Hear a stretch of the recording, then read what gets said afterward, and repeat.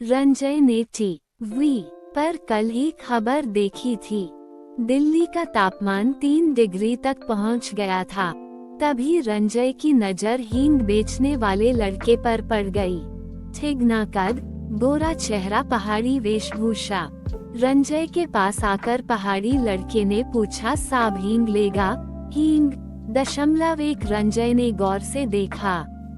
आसमान से सूरज झांक रहा था, लेकिन वो भी ठंड से कांप रहा था। उसके इलाके में 2-3 दिनों से लगातार बारिश हो रही थी। बारिश ने ठंड बहुत बढ़ा दी थी। ओम नहीं, हींग का मैं क्या करूँगा? मुझे जरूरत नहीं है। क्यों साहब, घर में लड़के बच्चे रहते हैं ना, कभी उनको पेट दर्द करेगा तो उनको दे देना, खाने में मिलाकर। हींग फायदा करता है साहब, पहाड़ी लड़के ने जोर दिया। रंजय ने देखा, वो पहाड़ी लड़का एक छोटा सा बैग पीठ पर लटकाए था। एक छोटे से बक्से में छोटी छोटी हींग की डिब्बियां पारदर्शी बक्से से बाहर झांक रही थी। कितने की पूंजी होगी उसके पास? 500 रुपए की भी हींग नहीं होगा उसके पास। अलबत्ता उसके पास रुद्राक्ष की कुछ मालाएं थी, जो एक तार से गुच्छों में बंधी थी। जो लोग हींग नहीं खरीदते थे, उन लोगों को वो रुद्राक्ष की माला बेचने की कोशिश करता। साहब रुद्राक्ष लेगा, उससे क्या होगा? साहब रुद्राक्ष मानसिक शांति देता है, उन्नति करवाता है, दिल दिमाग को स्थिर रखता है। रंजय तुम पहाड़ पर रहते हो, फिर इधर कैसे?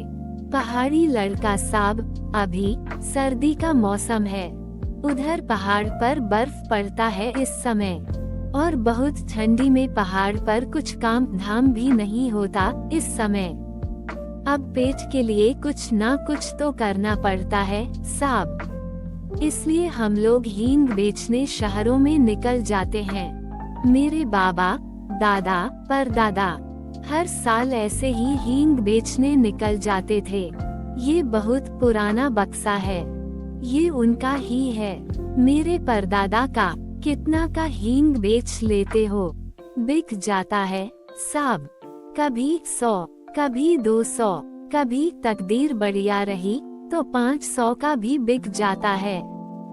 पहाड़ी लड़का मुस्कुराया, लेकिन उस पहाड़ी लड़के का चेहरा और उसकी मुस्कुराहट उसका साथ नहीं दे रहे थे। साहब लेगा हींग? रंजय प्याली में चाय छानते हुए बोला, चाय पिएगा पहाड़ी? पहाड़ी लड़का धीरे से मुस्कुराया, साहब हींग लेगा। रंजय हंसा, कहाँ रहते हो? खाना कहाँ खाते हो? रहने का क्या है साहब?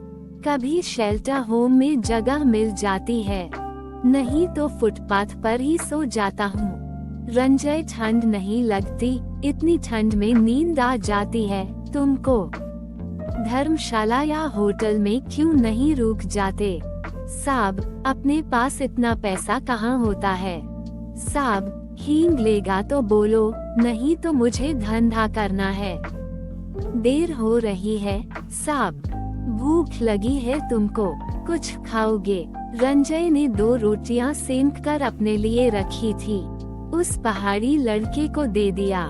ग्लास की गर्मा गर्म चाय में डुबाकर वो दोनों रोटियां तुरंत खा गया।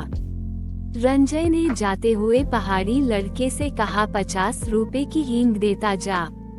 आप हींग क्या करेंगे साहब? अगली बार जब तुम आओगे तो सब्जी में हींग डालकर खिलाऊंगा तुम्हें। सुना है हींग डालने से सब्जी का स्वाद बया बन जाता है। हींग को सब्जी में भी डालते हैं और दाल में भी डालते हैं। अच्छा। रंजय ने 50 का नोट निकालकर बढ़ाया। साहब जी शर्मिंदा मत कीजिए, आपने हाल चाल लिया, खाने को रोटी चाय दिया। इस दिल्ली जैसे शहर में कौन किसको पूछता है? हींग का पैसा इस पहाड़ी का उपहार मानकर रख लीजिए।